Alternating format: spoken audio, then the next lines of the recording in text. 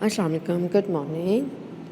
10th class, today in chemistry lecture, we will continue chapter number 15, that is environmental chemistry 2, water.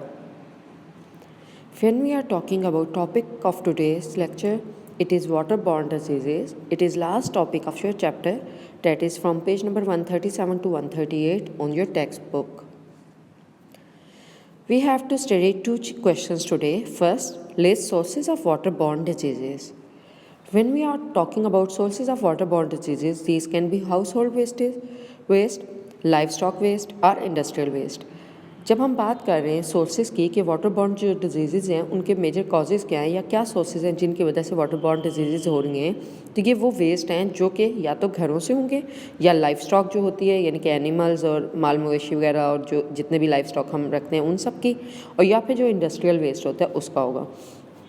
House hold waste की अगर बात की जाए तो इसमें मोस्टली पैथोजेनिक माइक्रो ऑर्गेनिजम्स होते हैं, और अगर बात की जाए लाइफ स्टॉक वेस्ट की तो इसमें केमिकल और बैक्टीरियल कंटेंट दोनों प्रेजेंट होता है, जबकि इंडस्ट्रियल वेस्ट में मोस्टली केमिकल कंटेंट होते हैं जो कि पोल्यूट करते हैं आपकी सरफेस वाटर को या फिर ग्राउंड वाटर को. एज हम सब जो वाटर ड्रिंकिंग के लिए यूज़ करते हैं या डिफरेंट पर्पसेस के लिए यूज़ करते हैं हाउस होल्ड यूज़ में, तो हम क्या करते हैं, हम या तो सरफेस वाटर यूज़ करते हैं यानी कि रिवर्स वगैरह का, आपकी जो स्ट्रीम्स वगैरह होती हैं उनका यूज़ करते हैं, या फिर हम ग्राउंड वाटर का यूज़ करते हैं यानी कि वेल्स वगैरह या ट्यूबवेल्स वगैरह हम यूज़ कर रहे होते हैं.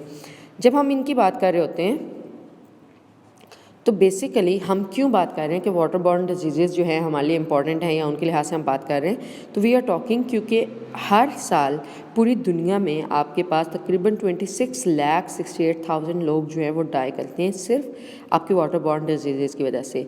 रीजंस क्या होते हैं, वाटर जो सप्लाई है वो अनक्लीन है, ठीक है, उसमें या तो माइक्रो ऑर्गेनिज्म हैं या केमिकल्स मौजूद है.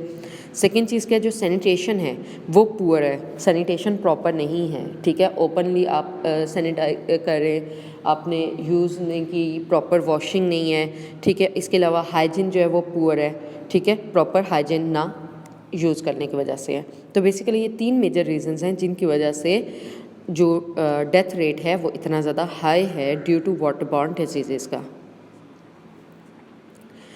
Last question of this chapter is write a note on waterborne diseases, and you have to write down its answer from page number 137 to 138, or you can take notes from this video lecture.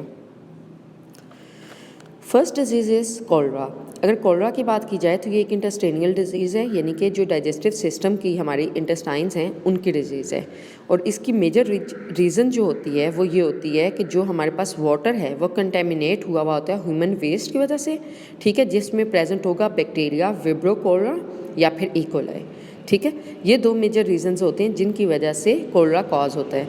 और अगर इसके effect की बात की जाए या cholera में होता क्या है, तो इसमें आपके पास वॉमिटिंग और पल्जिंग हो रही होती है, और पल्जिंग की अगर बात की जाए तो इट इज़ डिसेंट्री और motion you can say.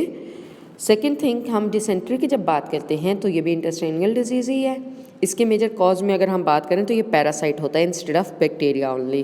Parasite इसमें एंटामीबा हो सकते हैं, ठीक है, और ये आपके पास कंटेमिनेटेड वाटर से ही होगा या फिर फूड से होगा, जो कि ह्यूमन वेस्ट से हमने ह्यूमन वेस्ट में अगर इनकेस्टेड ऑर्गेनिजम्स प्रेजेंट हैं जो कि पैरासाइट्स की फॉर्म में प्रेजेंट होंगे, अगर वो किसी भी जो वाटर है या फूड है जो हम ले रहे हैं उससे कंटेमिनेट हो जाए तो ये डिसेंट्री कॉज कर सकती है, ठीक है. फूड मोस्टली आप क्या कहते हैं, डिसेंट्री कब होती है, फूड पॉइजनिंग हो रही होती है, या फिर आपके जो वाटर है वो आपने अनक्लीन वाटर यूज़ किया होता है ड्रिंकिंग पर्पसेस के लिए, या जो फूड आप खा रहे हैं उसमें जो वाटर यूज़ है वो कंटेमिनेटेड वाटर होगा, ठीक है. तो ये मेजर रीजंस हो सकते हैं.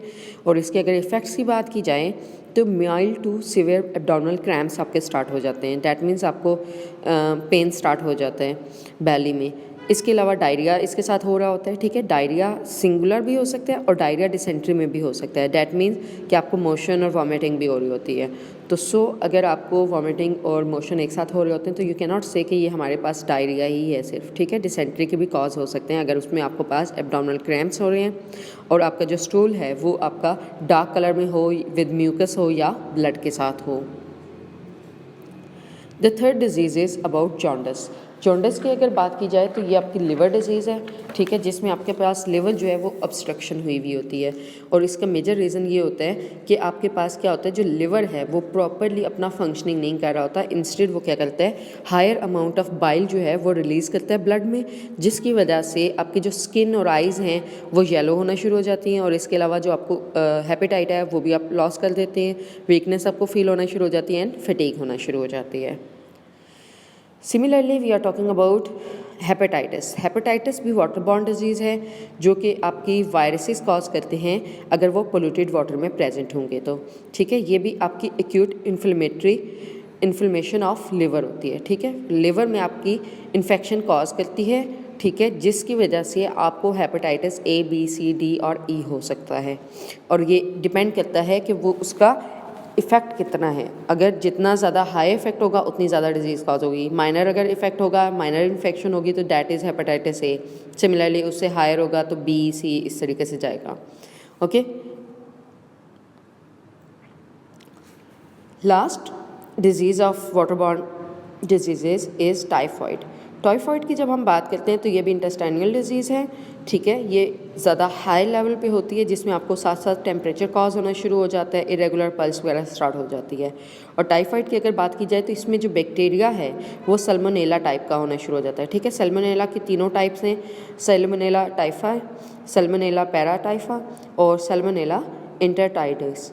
ये 3 different type of Salmonella bacteria की हैं, जिसमें आपके पास अगर ये पोल्यूटेड वाटर में प्रेजेंट होंगे तो आपको टाइफाइड हो सकता है। तो मोस्टली क्या होता है, जब आपके पास डायरिया या जो डिसेंट्री है उसको आप कोलरा को प्रॉपरली ट्रीट नहीं करते तो आपकी ये डिज़ीज़ कॉज हो जाती है, टाइफाइड बनना शुरू हो जाती है और आहिस्ता आहिस्ता ये ज़्यादा हायर कंडीशन में होना शुरू हो जाती है, जो कि डेंजरस होती है लाइफ के लिए भी, ठीक है। तो इसमें मोस्टली जो इसके इफेक्ट्स हैं वो आपके पास इरेगुलर पल्सेस और टेम्परेचर जो है वो आपका हाई होना शुरू हो जाता है, 101 डिग्री फ़ारेनहाइट से 104 डिग्री फ़ारेनहाइट तक होना शुरू हो जाते हैं। Thank you class for today's lecture. It is your last lecture of chapter number 15.